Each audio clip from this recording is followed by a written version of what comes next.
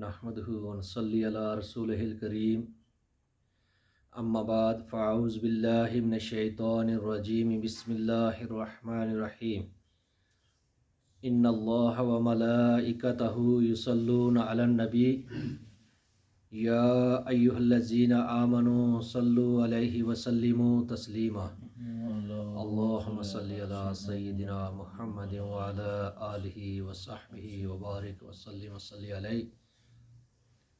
آج انشاءاللہ تعالی ہم اللہ کے نبی جو الیاس علیہ السلام کے بعد جن کو اللہ سبحانہ و تعالی نے نبوت سے سرفراز کیا، ان کا ذکر کیا جائے گا۔ ان کا نام الیاسا، بعض ان کو الیاسو بھی کہتے ہیں، تو ان کے بارے میں آج ذکر کیا جائے گا۔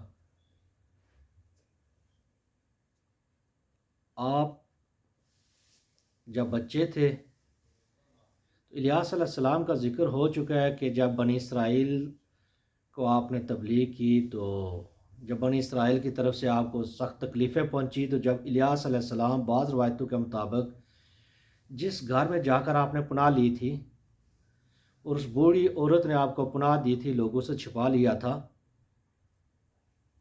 تو آپ اس کے بیٹے جو بیمار تھے تو الیاس علیہ السلام نے دعا کی تھی، تو پھر اس نے اپنے بیٹے کو الیاس علیہ السلام کے ساتھ ہی بھیج دیا۔ آپ نے اس کی تعلیم و تربیت کی۔ تو الیاس علیہ السلام کے بعد اللہ سبحانہ و تعالیٰ نے ان کو نبوت سے سرفراز کیا۔ تو یہ وہ ہیں، اس بعض روایتوں کے مطابق آپ الیاس علیہ السلام کے کزن تھے۔ آپ کا تعلق الیاس علیہ السلام سے کزن کا تھا۔ تو الیاس علیہ السلام نے جب پناہ لی تھی تو اپنے وہ چچا کے گھر میں جا کے پناہ لی تھی، تو آپ بھی بنی اسرائیل کی طرف اللہ سبحانہ وتعالیٰ نے آپ کو نبی بنا کر بھیجا۔ آپ کا 2 بار قرآن میں ذکر کیا گیا ہے۔ سورہ انعام میں اللہ سبحانہ وتعالیٰ نے آپ کا ذکر کیا، سورہ صاد میں آپ کا ذکر کیا۔ تو آپ کا جو پیشہ تھا وہ کھیتی باڑی تھی، آپ کھیتی باڑی کرتے تھے۔ تو آپ حضرت یوسف علیہ السلام کے بیٹے افراہیم کی اولاد میں سے، تو موجودہ دور کا جو اردن ہے اس کے قریب ایک بستی تھی، ایب المحولہ اس کا نام تھا۔ وہاں آپ کی جو پیدائش ہے کہتے ہیں وہ آپ کے وہ برتھ پلیس کی جو جگہ ہے وہ جگہ ہے۔ تو آپ بعض روایتوں کے مطابق آپ 7 سال تک حضرت الیاس علیہ السلام کے زیر نگرانی رہے۔ آپ ان کے خلیفہ تھے، انہوں نے آپ کی تربیت کی۔ تربیت کرنے کے بعد جب وہ اپنا وقت پورا کر کے چلے گئے تو پھر اللہ سبحانہ و تعالیٰ نے آپ کو نبی بنا کر بھیجا۔ تو آپ بھی ابراہیم علیہ السلام کی اولاد میں سے ہیں، اور بنی اسرائیل کی طرف آپ کو اللہ سبحانہ و تعالیٰ نے نبی بنا کر بھیجا۔ حضرت الیاس علیہ السلام کے بعد پھر جب آپ کو یہ منصب نبوت عطا کیا گیا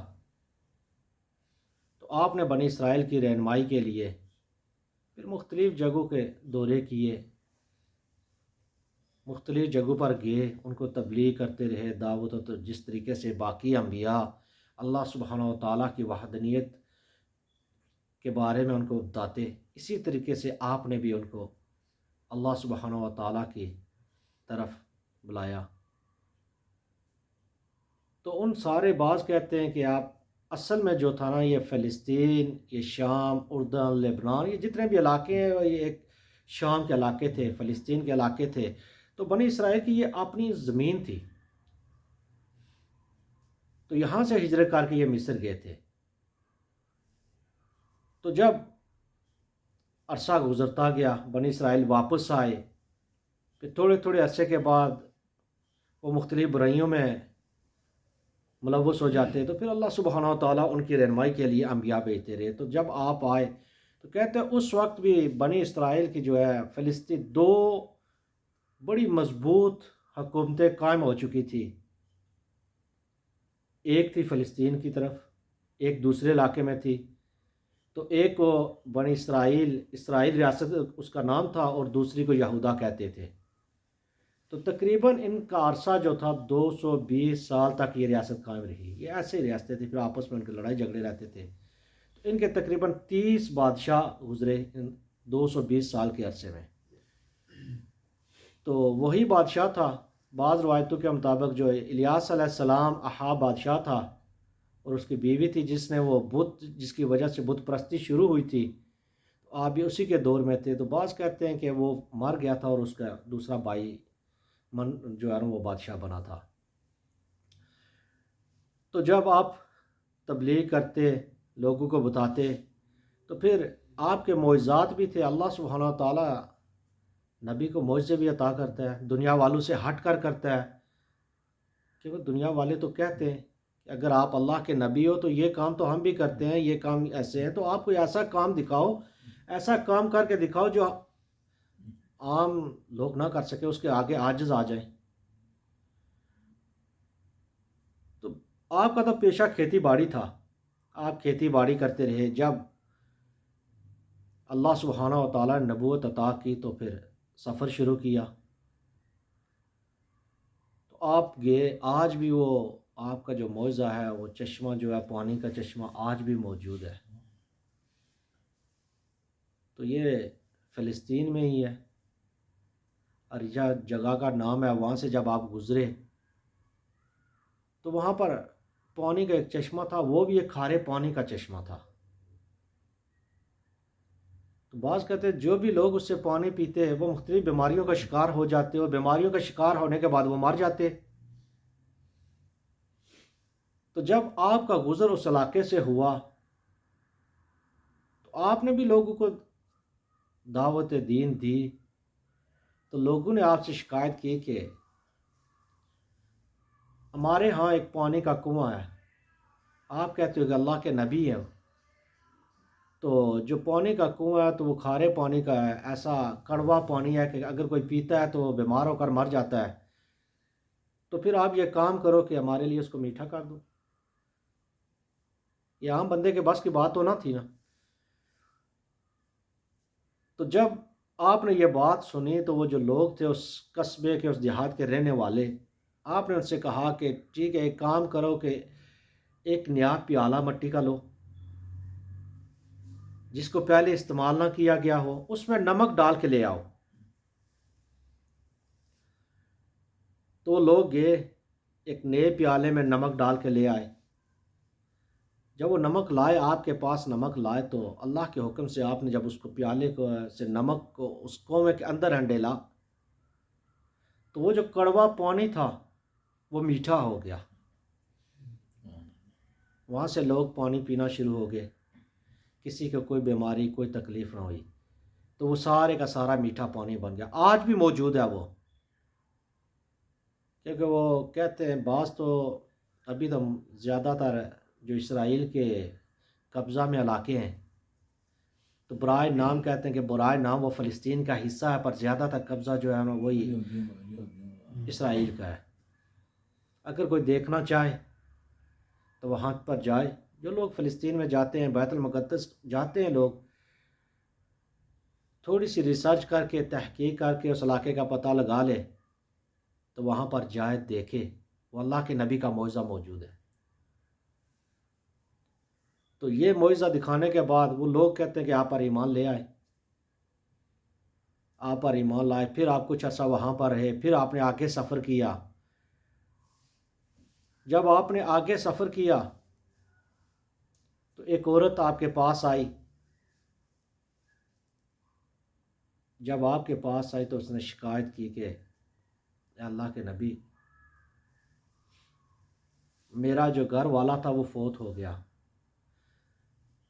آج اللہ کا ہمیں لاکھ لاکھ شکر ادا کرنا چاہیے کہ غلامی کا دور ختم ہو گیا۔ آج جس طریقے سے پہلے دور میں بغیر حفاظت کے کوئی بھی سفر نہیں کرتا تھا، جو بھی سفر کرتا تھا اپنے ساتھ حفاظت کا سامان لے کے تلوار ہوتی تھی، جیسے تیر ہوتے تھے، آج اسلحہ ہے ہمارا، ایسی چیزیں ہوتی تھی۔ پھر اکیلے بھی نہیں کرتے تھے، وہ دو چار یا ایک گروپ کی شکل میں سفر کرتے تھے۔ تو جو امیر ہوتا تھا وہ غریب کو غلام بنا لیتا تھا۔ تو آج تو اللہ کی بہت ہی مہربانی ہے کہ دنیا میں ایسے ملکوں کے اندر ایسے بہت سے آپس میں ان کے معاہدے ہو چکے ہیں کہ کوئی کسی کو غلام نہیں بنا رہا۔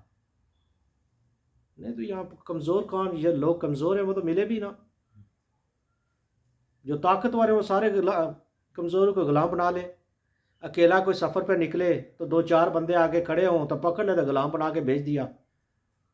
ایسے منڈیوں میں بکتے تھے جیسے بھیڑ بکری آج بک رہی ہیں۔ تو یہ تو اسلام کی مہربانی، نبی کریم صلی اللہ علیہ وسلم کا آپ جتنا بھی شکر ادا کریں، اللہ نے آپ کے صدقے سے یہ چیزیں بھی ختم کر دی، ہم پر اتنی اس کی نعمتیں ہوئی، تو اسلام نے آ کر اس سارے نظام کو ہی ختم کیا کہ اگر کوئی ایسا بھی ہے تو آپ خرید کر آزاد کر دو۔ تو جب وہ عورت آئی تو آ کر آپ سے کہنے لگی کہ میں بہت غریب ہوں، میرا شوہر جو ہے مر گیا، میرے بچے ہیں چھوٹے، تو غربت بھی ہے۔ اس نے کسی کا ادار لیا ہوا تھا، تو جو مالک ہے، مالک کو تو پتہ ہے، مالک جسے اس نے ادار لیا تھا، ادار دینے والا تو بچا نہیں، تو وہ اس عورت کو آ کر کہنے لگا کہ تو نے اگر ادار ادا نہ کیا، وہ پیسہ جو چیزیں مجھ سے اس نے لی تھی وہ واپس نہ کی، تو میں تیرے بچوں کو غلام بنا لوں گا۔ جب وہ آپ کے پاس آئی، آپ سے کہا کہ اگر میرے پاس، میں تو غریب ہوں، کچھ بھی نہیں ہے میرے پاس دینے کو، تو اگر میں نے اس کو کچھ نہ دیا تو وہ تو میرے بچوں کو غلام بنا لے گا، آپ میری مدد کریں۔ یہ بھی اللہ کے نبی کا ایک معجزہ تھا۔ آپ نے اس عورت سے پوچھا کہ بتا تیرے پاس کوئی چیز ہے گھر میں، کچھ کوئی تو کھانے پینے کی کوئی چیز ہو؟ اس نے کہا میرے پاس کچھ بھی نہیں ہے۔ آپ نے پھر پوچھا کہ کچھ بھی نہیں ہے، کچھ نہ کچھ تو ہوگا۔ اس نے کہا کہ میرے پاس زیتون کا تیل ہی ہے بس، وہ بھی تھوڑا سا ہے۔ تو اس سے تو ادھار ہے، اتنے پیسے بھی نہیں، اگر میں بیچ بھی دیتی ہوں بازار میں جا کر تو اتنے اسے کون خریدے گا؟ اس سے کتنے مجھے مال ملے گا جو میں قرض ادا کر سکوں؟ تو آپ نے فرمایا جاؤ اپنے گھر میں کوئی بڑا سا برتن لو۔ اس نے کہا میرے پاس بڑا برتن بھی نہیں ہے، غربت تھی تو کیا برتن ہوئے ہوں گے؟ تو آپ نے کہا کہ اپنے کسی پڑوسی سے، محلے والوں سے مانگ کے ادھار لے لو۔ جب وہ برتن کوئی بڑا برتن لے لو تو اس کے بعد اس جو تیل ہے آپ کے پاس جو تھوڑا بھی ہے اس کو انڈیلنا شروع کر دو اس میں، لیکن اس کی طرف دیکھنا نہیں، اب برتن کی طرف دیکھو اور انڈیل دو اس میں۔ جب برتن بھر جائے تو اس کو، اس جو بوتل ہے جس چیز میں، اس کو سیدھا کر لو، لیکن ایک ہی بار کرنا۔ تو اس نے کیا کہ اپنے محلے سے ایک بڑا سا برتن لیا، بڑا، جس کے پاس سب سے بڑا برتن تھا وہ لے کر آئی، اس تھوڑے سے تیل کو اس نے انڈیلنا شروع کیا۔ جب انڈیلنا شروع کیا تو وہ برتن بھر گیا، جب برتن بھر گیا تو اس نے سیدھا کر دیا۔ اب انسان کی فطرت میں ہے لالچ، کیونکہ پھر انسان ہے نا، لالچ تو آ ہی جاتا ہے کہ چلو اور زیادہ مل جائے۔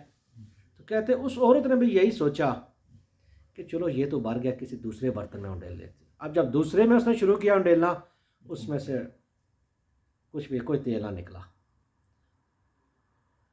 تو یہ بھی اللہ کا اس پر بڑا فضل تھا کہ اللہ کے نبی کی نافرمانی کرتے ہوئے واپس، وہ بھی نہیں سارا اللہ نے واپس لے لیا، اس کو اسی حالت میں رہنے دیا۔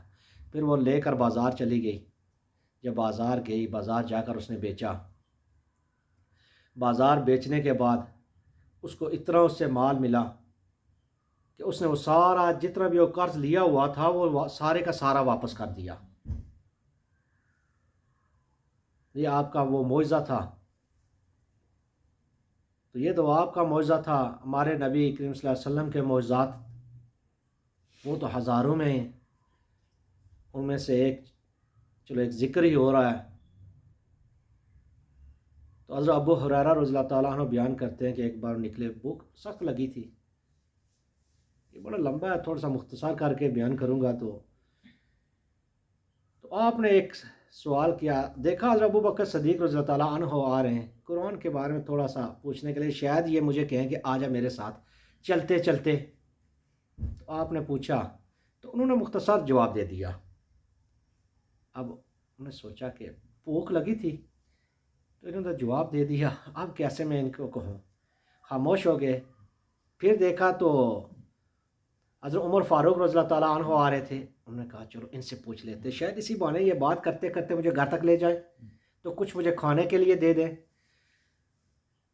جب آپ نے ان سے پوچھا، وہ مسئلہ جو تھا وہ قرآن کی جو آیت انہوں نے پوچھنی تھی تو انہوں نے بھی مختصر جواب دے دیا اور چلے گئے.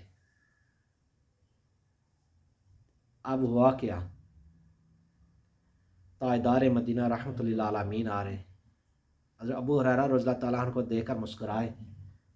دل کا حال تو جانتے تھے. ساتھ لیا، گھر کی طرف چلے آئے.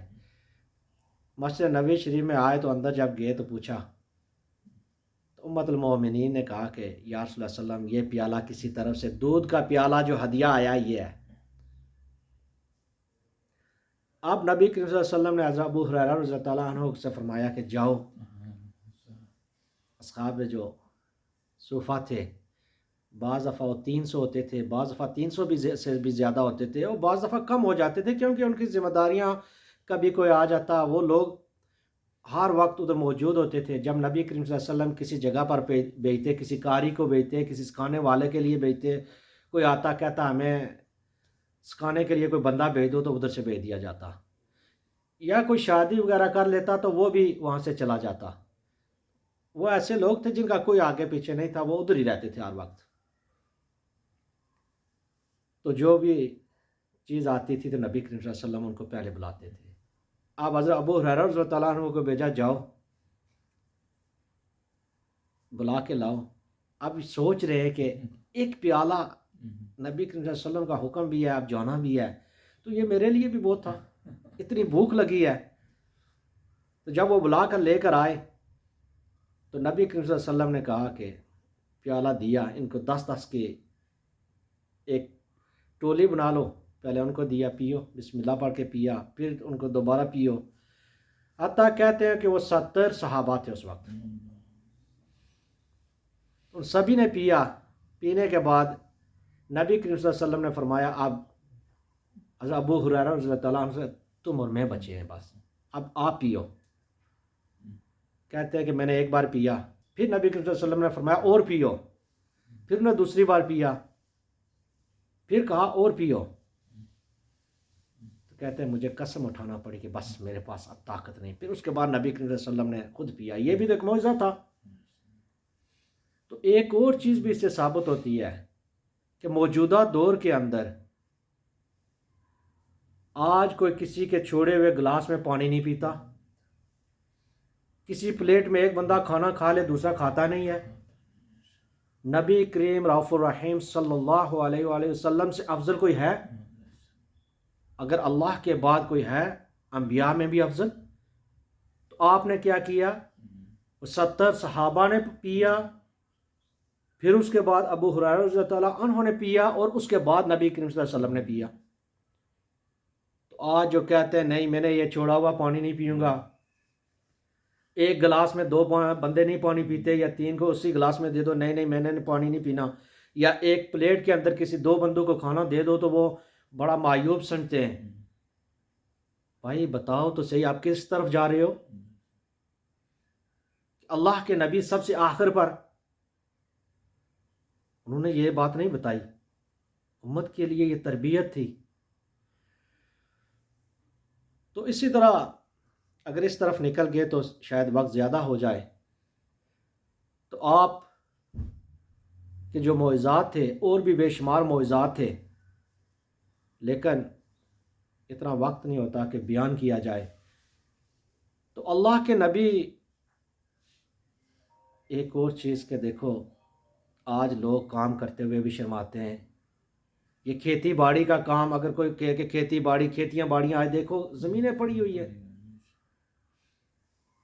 ہر کوئی بھوک کی مہنگائی کی شکایت لیے بیٹھا ہے، لیکن کام کرنے کو کوئی تیار ہی نہیں ہے.